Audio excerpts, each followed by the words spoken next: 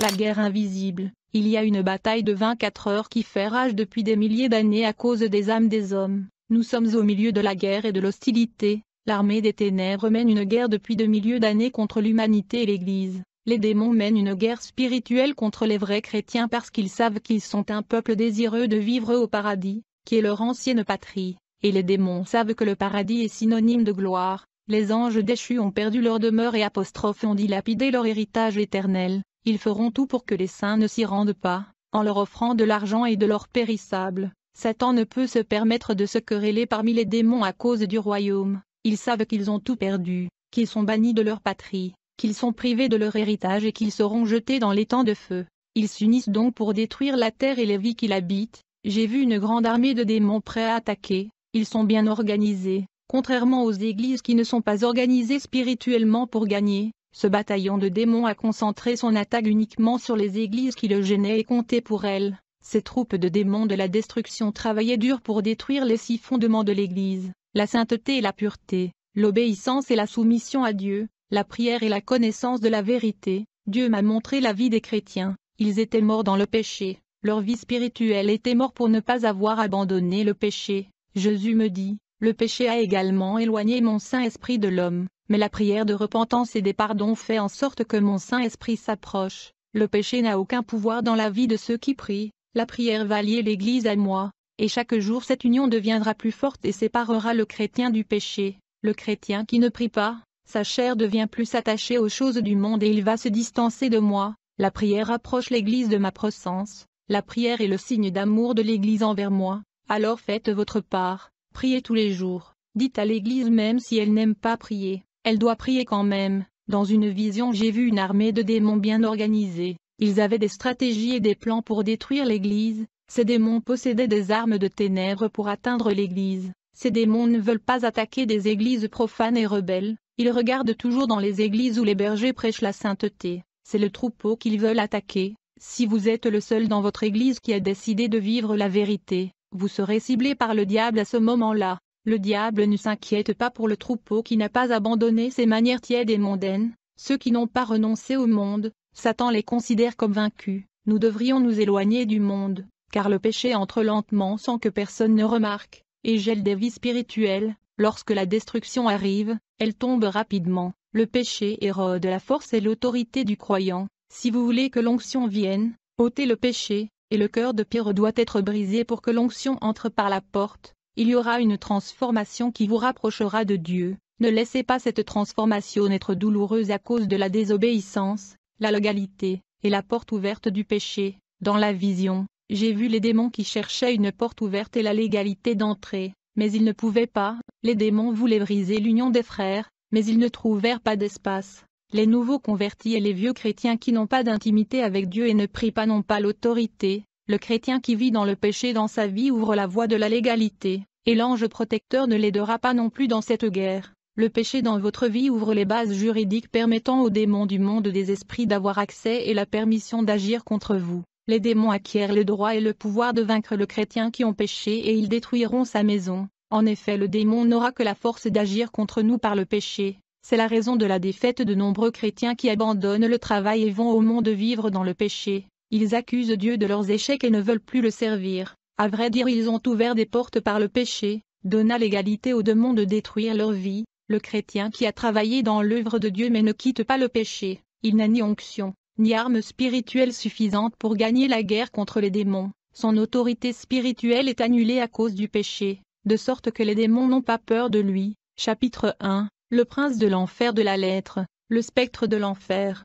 La Bible dit qu'il nous a qualifiés comme ministres d'une nouvelle alliance, non de la lettre mais de l'esprit, car la lettre tue, mais l'esprit donne la vie. J'étais à la maison en train de prier, Jésus m'a apporté une révélation par le biais du 2e verset 4 de Corinthiens 4, en qui le Dieu de ce monde a aveuglé l'esprit de ceux qui ne croient pas, de peur que la lumière de l'évangile glorieux de Christ, qui est l'image de Dieu, devrait briller sur eux. J'ai vu dans la vision des millions de démons ombres courir à grande vitesse sur la terre. Ils étaient sous la forme d'ombres, ainsi leur visage ne pouvait pas être vu. Jésus me dit, ces démons aveuglent la compréhension des gens à travers la théologie et les sectes, empêchant la vérité et la puissance de Dieu se manifester. Ils travaillent dans la lignée de diverses connaissances religieuses cachant la vérité. Jésus dit, serviteur, ceux-ci sont les démons de la lettre, les spectres de l'enfer. Ils provoquent un aveuglement spirituel par la compréhension. Tous ceux qui s'accrochent à des vents de doctrine deviennent aveugles à la vérité. L'apôtre Paul était aussi un aveugle qui persécuta ma vérité car il croyait des doctrines qu'il avait apprises qui lui avaient aveuglé. J'ai enlevé les écailles spirituelles de ses yeux, pour qu'il puisse voir ma vérité car ces écailles empêchaient la véritable compréhension de ma parole. Quand Jésus apporta cette révélation, je vis des foules de chrétiens marchant avec des écailles couvrant leurs yeux. Ces écailles ressemblaient à de la peau de crocodile qui couvrait les yeux de chaque chrétien. Le chemin sera trompeur s'ils ne sont pas guidés par le Saint-Esprit. Ils ont perdu leur salut en se conformant à de nombreuses idéologies théologiques de confusion présentant des voies variées. Ce sont des vents de doctrine qui vous souffleront comme des feuilles sèches d'un côté à l'autre sans direction. C'est très difficile pour qu'un théologien soit sauvé s'il est un érudit de divers courants théologiques. Au début de mon ministère, je voulais faire de la théologie. Le Seigneur a dit, aucun serviteur n'a nécessairement besoin de théologie s'il peut parler bouche à bouche avec son maître. Toutes les questions que vous avez, vous n'avez qu'à me poser, ne cherchez pas de réponse dans la sagesse humaine. Je vérifiais des livres écrits par de célèbres prédicateurs. Frères, dans ces livres que j'ai examinés, j'ai vu des déviations doctrinales, comme les démons sont perspicaces. Si je n'avais pas été vêtu de la puissance de Dieu, pour me donner le discernement de ce qui est un mensonge, je serais peut-être trompé par ces livres. Lorsque j'ai ouvert le dernier livre, une ombre noire a quitté les pages et a tenté de pénétrer dans mon esprit. L'ombre n'a pas trouvé d'espace dans mon esprit, m'a frappé la tête et est tombé au sol, retournant dans les profondeurs de la terre d'où il vient. Il n'est pas entré parce que je suis vêtu du casque du salut. J'ai l'esprit de Christ, dit Jésus. Cette ombre est l'un des démons du lavage de cerveau, et cet esprit impur est appelé le transformateur de l'intelligence. Église, je vous recommande de ne pas perdre votre temps avec ces livres. J'ai été attaqué par un démon terrible qui est sorti de livres pour avoir lu des passages de livres. Le diable infiltre les livres avec des idéologies pour infiltrer les églises. Les paroles du diable ont le pouvoir d'infliger mort spirituelle dans chaque lettre, et pleine d'hérésies qui détournent les gens de la vérité. La Bible est inspirée par le Saint-Esprit, la parole vivifie, ressuscite et apporte à l'existence ce qui n'existe pas. Le Saint-Esprit m'a révélé la situation des églises en Norvège. J'ai constaté une froideur spirituelle au sein de chaque dénomination de ce pays. Cette glace spirituelle est présente dans toutes les églises d'Europe. Ils avaient autrefois de grands hommes de Dieu qui ont contribué à la propagation de l'Évangile au monde. L'Europe ressemble aujourd'hui à une vallée d'ossements secs ayant besoin de renaissance. La cause de son déclin spirituel a été le développement financier, industriel et technologique de l'Europe. Le confort a permis aux chrétiens de se livrer à la commodité. L'Europe a besoin d'être ébranlée pour que les gens se souviennent de Jésus. L'Europe doit être amenée à ses genoux devant Dieu. Le Saint-Esprit m'a révélé qu'il y avait une petite moisson d'âmes en Europe et qu'elles avaient besoin d'un réveil spirituel. Jésus revient, l'Europe a une grande connaissance théologique mais ils sont morts dans les lettres et les œuvres. Leur compréhension biblique ne sauvera pas, mais leur intimité avec Dieu est ce qui compte. La connaissance ne vaut rien sans la communion et l'intimité avec Dieu. Il est nécessaire d'avoir une action pour chercher Dieu en esprit et en vérité. Dieu demande un changement d'attitude des Européens à son égard. Les Européens doivent être évangélisés de nouveau avec la puissance de Dieu comme ils l'ont fait autrefois. Satan profite de cette facilité de vie, il connaît leurs faiblesses et s'attaque aux faiblesses des Européens. Jésus m'a dit, nous sommes à une époque où beaucoup ont spirituellement faim, ils ne savent pas comment se nourrir et cherchent des plaisirs dans le monde. Ils ne peuvent pas subvenir à leurs besoins spirituels avec ce qui est éphémère. Le péché peut nourrir la chair mais pas l'esprit, et rien ne va avancer, au moins que l'esprit de l'homme se nourrit de moi et de ma parole. D'autres cherchent des religions fausses et se nourrissent de pain impur, ils boivent dans des sources d'eau souillée et pollueuse, tout cela provoque la maladie spirituelle. Dites à mon Église de lutter dans ma doctrine pure et sainte, sans contamination par de vaines philosophies et de fausses théologies. De nombreux évêques et apôtres ont été brûlés par la théologie, ils n'ont aucune expérience avec Dieu, ils vivent morts dans la lettre, sans direction de ma vérité, ils ne sont basés que sur leurs opinions théologiques différentes et points de vue théologiques. Ils cherchent la vérité dans la théologie des hommes, ne cherchent pas la vérité en moi, je veux les habiter à travers mon esprit. Ces hommes mélangent la vérité de Dieu avec des opinions théologiques. Ils offrent aux gens une nourriture qui les laisse à demi affamés. Chapitre 2. Le prince de l'enfer, de la calomnie et lutte dans l'Église. J'étais au ciel quand l'ange m'a montré du ciel les gens de l'Église comment ils agissaient sur la terre. Spirituellement j'ai vu beaucoup de gens des églises qui avaient la langue coupée comme des serpents, et dans leur bouche, J'ai vu le nid de Satan, plusieurs bébés serpents qui habitaient leur gorge. Les démons en forme de petits serpents possédaient la bouche de ces gens et les maudissaient. J'ai aussi vu le démon en chef qui avait une langue gigantesque qui ne tenait pas sa bouche. Les lèvres de ces murmureurs étaient noires parce qu'ils se plaignaient de tout, et quand ces gens ouvrirent la bouche, une épée fendit une maison au milieu. C'était l'Église divisée à cause des langues de ces gens, qui avaient blessé et tué spirituellement les frères, a déclaré l'ange. L'épée de justice descendra sur la vie de ces personnes, si elles ne se repentent pas et ne se corrigent pas. Leur âme descendra vers la porte de l'enfer. Église, demandez à Dieu de sanctifier vos langues et apprenez à la contrôler, a déclaré l'ange. Notre bouche est un instrument de la parole à utiliser pour la libération et l'édification. La responsabilité du salut est dans notre langage. Telle a été ma révélation. Je suis resté peu de temps au ciel et j'ai dû retourner sur la terre. Néanmoins, la veillée n'était pas terminée quand je suis entré. J'ai également chassé les démons des langues trop parlantes. J'ai chassé les démons du conflit. Les démons de groupe qui se sont formés au sein de l'Église.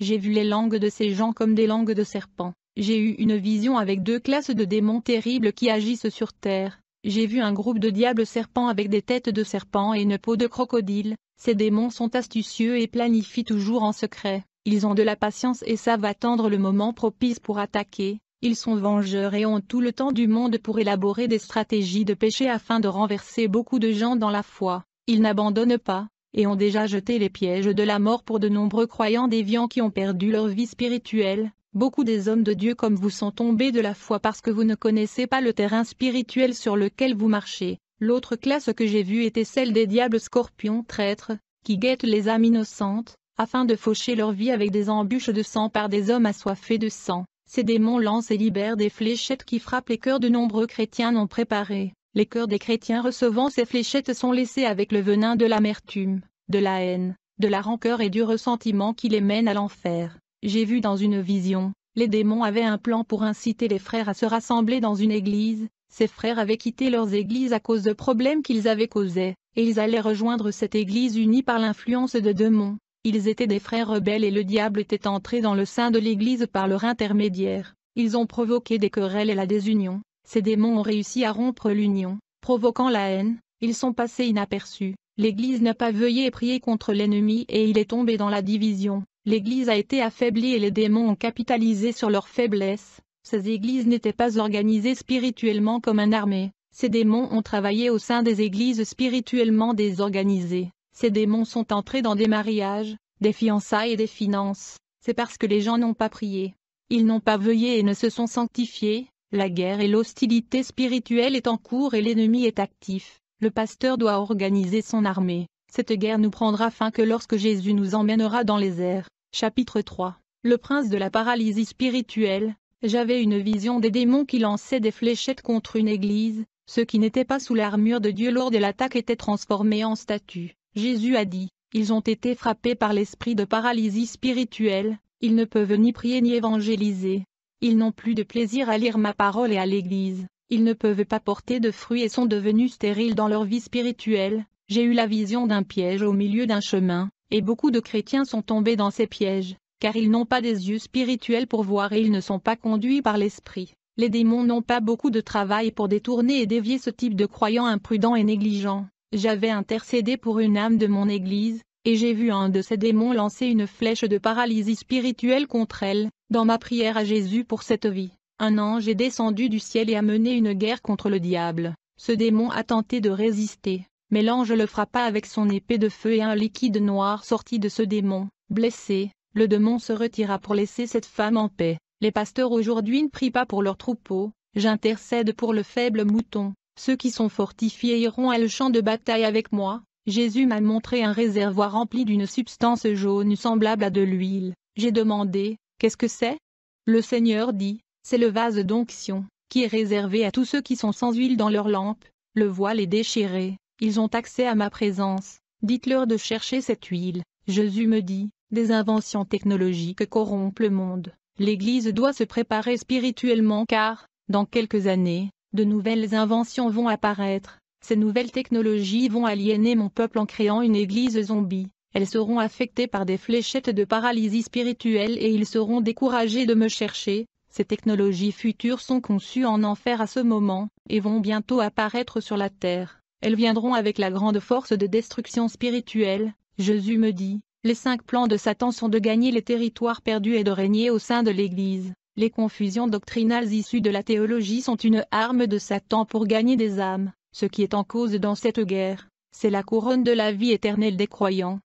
J'ai vu des fléchettes spirituelles causant la mort spirituelle du croyant, des fléchettes paralysant la vie spirituelle de prière. J'ai aussi vu des fléchettes qui causent la maladie du corps. J'ai vu des fléchettes mentales qui atteignent l'âme des croyants, provoquant la dépression et le suicide. J'ai vu des fléchettes doctrinales qui créent de la confusion à l'esprit et fait que des gens arrêtent de croire que la sainteté est importante. Les démons ont jeté ces fléchettes à une longue distance. Ces fléchettes ont endommagé la vie spirituelle des croyants qui étaient paralysés, sont devenus incapables de prier et lire la Bible, raison pour laquelle il est nécessaire de mettre l'armure céleste. Les armes des croyants sont la prière, la sainteté, la vigilance et l'endurance. Les démons ne veulent pas que les chrétiens aient ces armes. Ils tiennent des réunions pour neutraliser les chrétiens et contrôler leur vie en annulant le temps de chercher Dieu. Le diable a de nombreuses armes spirituelles de destruction pour mettre fin à l'Église. Chapitre 4. Le prince de l'enfer, de refroidissement est divers dans l'Église, car il est écrit qu'à cause de la multiplication de la méchanceté, l'amour du plus grand nombre se refroidira, mais celui qui persévérera jusqu'à la fin sera sauvé. Jésus a dit, « Les jours sont difficiles. » Il faut savoir que la guerre spirituelle se déroule tous les jours. Ces démons auxquels tu as été confronté sont plus forts qu'eux. Souviens-toi de cette vision que je t'ai montrée il y a 1 an. J'ai dit que tu ne révélerais pas ces visions. Voici, le moment est venu pour vous de révéler les visions et d'expliquer ce qui se passe dans le monde spirituel. L'Église a besoin de savoir. Vous pouvez maintenant parler de ce que je vous ai montré. Chère Église, je veux révéler une vision que j'avais l'année dernière. J'étais dans une campagne de réveil à l'aube. J'avais sacrifié mes sommets pendant 70 matins. Je l'ai fait pour l'Église. Je vais passer des révélations profondes. Dans la vision, j'ai vu de nouveaux démons sortir de l'abîme de l'enfer. Un abîme est un endroit spécifique où de nombreux démons sont emprisonnés. Il est différent de l'Hadès, où les âmes sont tourmentées. Ces démons étaient libres et sont montés sur terre avec beaucoup de volonté. La révélation qui m'a été donnée est qu'ils appartiennent à une classe noble, c'est-à-dire qu'ils sont des démons de classe supérieure. Les corps humains ne peuvent supporter d'être possédés par cette classe de démons parce qu'ils sont très agressifs. Le corps de l'être humain souffrirait beaucoup de cette possession violente et s'effondrerait douloureusement. Une voix m'a dit de garder cette vision. À ce moment-là, Jésus m'a révélé que je pouvais parler de la vision, et aussi Jésus m'a révélé le but de ces diables de haute destruction. Jésus m'a montré en vision il y a 3 jours un de ces démons avec un garçon. La possession était si violente qu'une crise cardiaque s'est produite chez ce jeune homme. Son corps n'a pas résisté à la pression. Ces démons sont des stratèges. Ils ne sont pas venus à la terre pour posséder le corps. En outre, leur mission est de supprimer les églises qui gardent toujours la parole dans leur cœur de manière permanente. Ces démons ne possèdent que des personnes qui sont plongées dans le péché. Lorsque le péché a déjà noirci l'âme, et quand il est déjà puant, en fait quand le péché pue dans les narines de Dieu, et il va attirer ces démons à posséder l'âme, il possède ces gens différemment de toute autre classe de démons. Ils doivent tuer même sans pitié. Cette classe que j'ai vue monter la terre était nombreuse, et s'étend au sud, au nord, à l'est et à l'ouest de notre planète. J'ai vu que leurs intérieurs étaient sombres. Ce ne sont pas des démons normaux, et pour la première fois, j'ai eu peur. Je me sentais comme Élie, qui était audacieux quand il a fait face au prophète de Baal.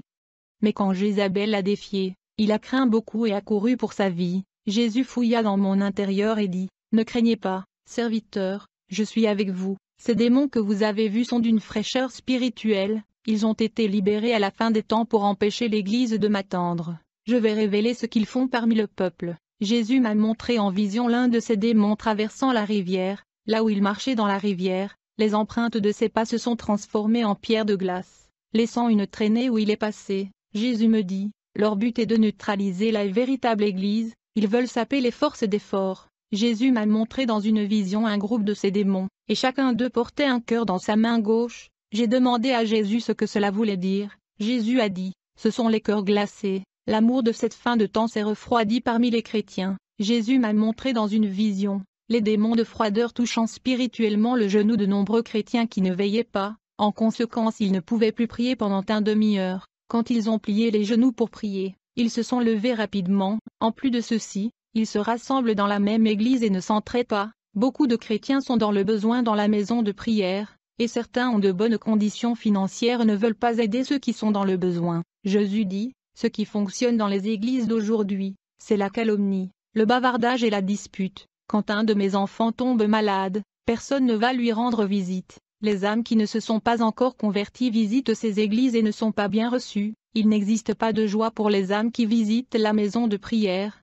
Il n'y a qu'un intérêt financier pour chaque âme qui visite la maison de prière. Ils ne sont pas inquiets pour l'enseignement, mais ils veulent plus de membres pour amasser beaucoup d'argent. Les pasteurs traitent les âmes comme des clients et les églises comme des affaires. Il n'y a pas d'union entre dénominations. Pendant que l'Église se bat avec leur doctrine, les âmes meurent et vont en enfer. Les démons opèrent dans ces dénominations, provoquant des conflits et des luttes entre âmes, mais c'est leur intérêt financier qui m'attriste. L'Église est spirituellement désorganisée dans la guerre invisible et n'est pas prête à me rencontrer. J'avais une autre vision spirituelle avec une Église et je pouvais voir des démons d'un sang-froid spirituel. Le vent glacial inondait cette Église, et beaucoup n'étaient pas prêts à faire face aux attaques de ces démons. Toute l'Église ne voulait pas prier. Elle n'avait que des louanges et prédications vides sans l'inspiration du Saint-Esprit. Leur prédication est charnelle sans puissance qui ne remue pas le cœur des pierres. Une église froide ne fait aucune différence dans le monde invisible. L'apôtre Pierre a gagné 3000 âmes avec une prédication inspirée par Dieu.